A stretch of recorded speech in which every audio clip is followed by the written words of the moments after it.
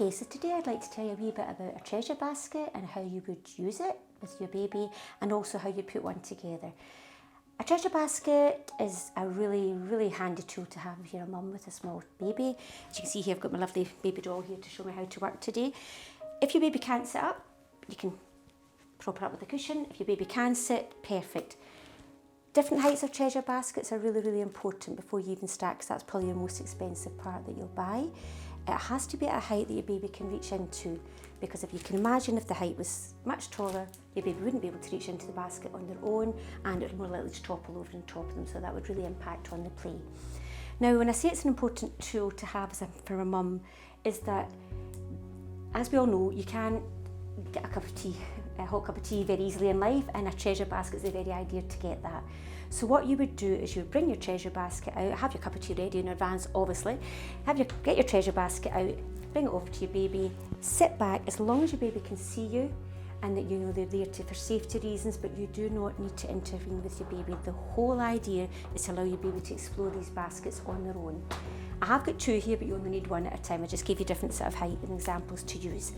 If you didn't have the money to go and buy a basket, you could use a cardboard box. The only thing is with the cardboard box, if they start leaning against it, it's going to probably break a wee bit easier and get a bit bashed and bumped, but it can be replaced. So it's not an absolute must that you buy the basket. Now, as you can see, it's a basket of treasure. There's lots of treasures in here, and the treasures are what babies think they are. But they're all these things you'd probably find would be in your house, in the kitchen, or ornaments or whatever. So I'm just going to give you a wee example. Obviously, a set of keys. Now that's, you know, every baby wants to get a hold of your keys, and isn't it nice that they can have a treasure basket of their own with their own keys in. Glasses case, I'm sure old sets of them, whenever we get new sets of glasses. Wooden spoons, old purses, nail brush. I think there's an old camera kicking about in here too. The main thing about all these items is there's no plastic. You don't want plastic in these baskets, because what we do know is most toys that we have are plastic, although we're getting a bit more wooden toys available nowadays, but most of the time they are plastic. So it's all about this new adventure, this new learning about what a treasure basket can do for them. So they're going to explore, they're going to use all their senses when they're doing so. They're going to use different weights, different measures, different temperatures, because you feel the pot's really cold. So what I'll always kind of say, if you're not sure what to put into your basket, close your eyes and just have a feel and see if it feels different from what the normal toys would do. This, for example, just like a crisp packet. Inside, it's some lovely sound effects, but obviously stimulating the hearing. Nice some wee bells in this one too. This little number at the bottom is beautiful, a little weighted mercury ball. However, what I will say is, remember the age and stage your child is at.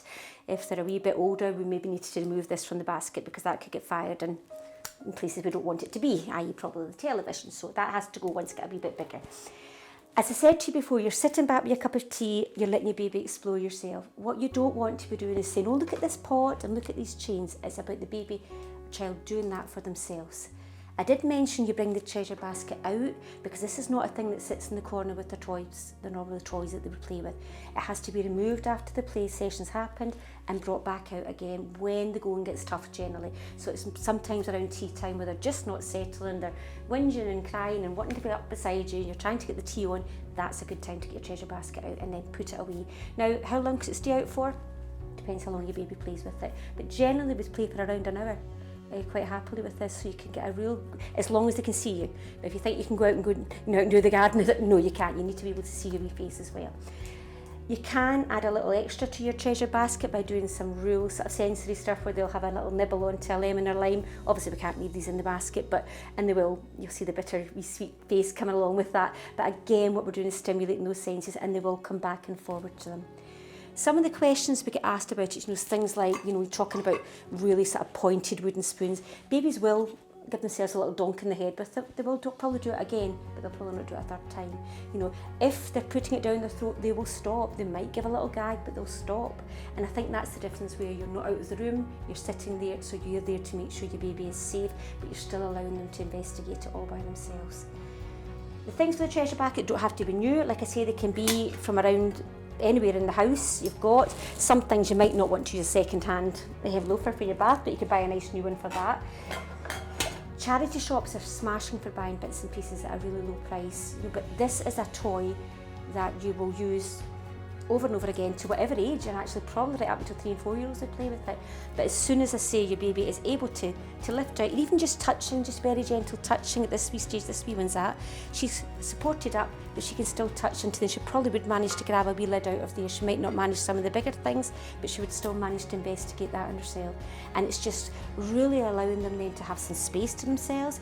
You're really building on their concentration, because they're actually learning to concentrate themselves for a bit longer. They're exploring the world around them, using their senses to do so. So for me, every household should have one, I think, no matter what. A beautiful gift to give to somebody for a present. Now, I've just spotted this little number here. This, you probably would think, why would you have this for a tiny baby? You should probably put it around her neck. She'll probably do. Yes, they might do. And again, that's that part where if you were in the room and you thought there was a danger, you would move in and just remove that. But babies will generally just explore with that inside a pot and clatter bang that for as long as that takes away. And that's the noise you'll be hearing for the time it takes.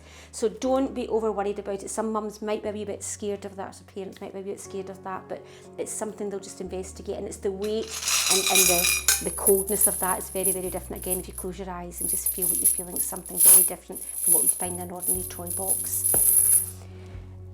I talked about the height, again, as I say, really important so they can reach in, but the most important thing is you're going to stay back from your baby. I'm sitting here beside her just now, but if this was in normal circumstances, I'd have my cup of tea ready and I would be sitting up on the sofa, letting her investigate that all by herself. So that's us showing you how to make a treasure basket. So I'd like to think now you can all pop off and try and make yourselves one all by yourselves. As I say, charity shops are great for it, pound shops great for it. Remember the size of the basket or the box that you're looking for. So good luck and happy treasure hunting.